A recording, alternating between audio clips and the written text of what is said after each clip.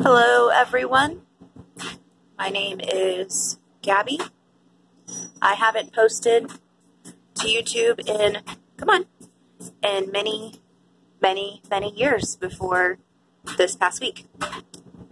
Probably since I was in high school, which was like 10 years ago. So I wanted to make a video today to kind of spread some, I don't want to say light, but maybe spread some awareness to physical and sexual assault. Today marks the 1 year mark for when I was assaulted. So it kind of has a certain significance whenever it's you, and when it's, time passes and you realize, wow, it's really been a year. So my first thing that I want to say is that if you are scared about getting help, or scared about talking to someone, or scared about having it known what happened to you, from my own personal experience, I felt so much more relief and so much more peace of mind when I did seek out counseling and advice, and just to have someone who is trained in this sort of area of crime, to have them kind of not validate, but care about what happened to you and about what you're saying happened to you. I, talked to only a few people about this, so it's kind of something touchy for me because I'm part of a large group of people who this happens to them by someone that they know, by someone that they've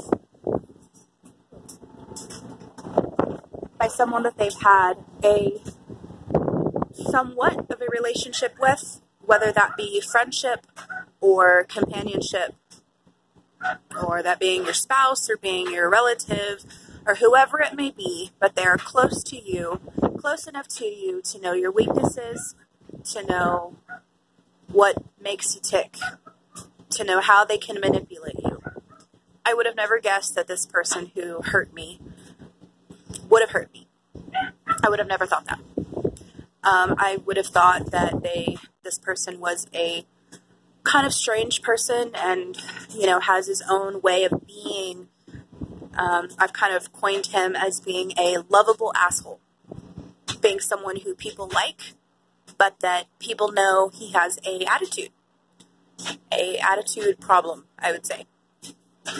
From talking with a counselor and having my counselor really help me work through a lot of things, such as where my anxiety stems from and how to work through it, how to push through it. It can really be a scary experience, but once it starts and once the ball gets rolling, it really starts to help. So for me, one of my coping mechanisms is to write. So I will write down how I'm feeling, thoughts that pop into my head, questions that I have, anything like that I feel the need that I need to write it down and remember it, I do.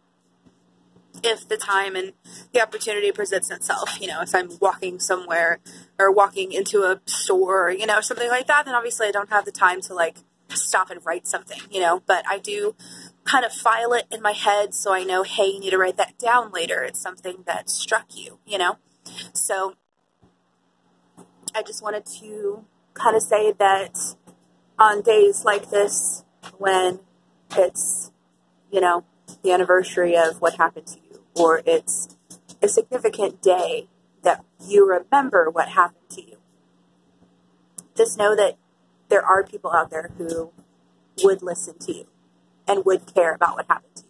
I know that sometimes when you tell your friends or your family members or somebody, your work associates or someone who's close to you about what happened, and a lot of people don't know how to respond to it.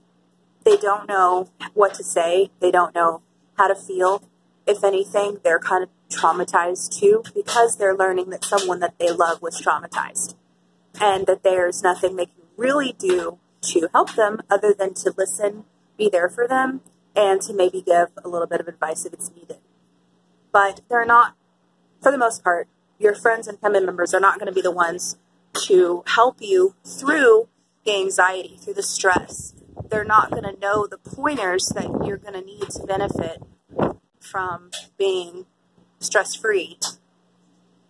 So, though they will want to be helpful, of course, people who are around you and who love you and care about you, they're going to want to help you, but most of them are going to tell you to seek advice and to seek counsel from someone who's trained in the area of which this is happening.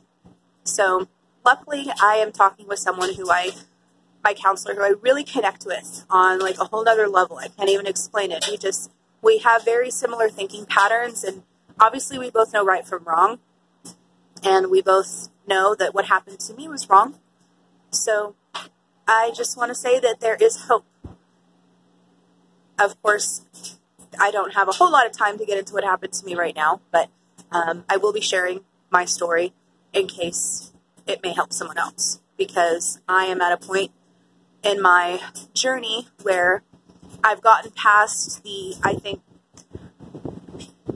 not the most difficult part of it. I don't think I'm anywhere near the most difficult part, but I've definitely pushed through part of it that's difficult, and that's the stepping out part. That's the stepping up and talking to someone part. That's the part where I have just gotten through, and yes, it was extremely hard.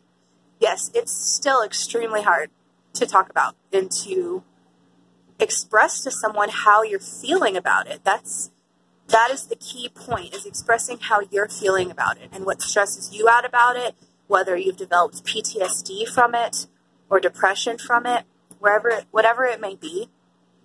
But just know that from someone who has experienced something pretty traumatic such as this, being sexually assaulted, that there are people out there who want to talk. So I would suggest contacting the RAINN hotline, which I can leave in the description. That's what I contacted to get in touch with people who are closest in my area and who handle sex crimes. So, yeah, great organization, RAINN is. So if you want to talk to someone, I would suggest calling that line, and then they can connect you with someone. It's really fast, too. I mean, they just basically, you don't have to put in anything. It picks it up from the number that you're calling from. So, yeah. Thanks for listening, and I will talk to you soon. Have a great day.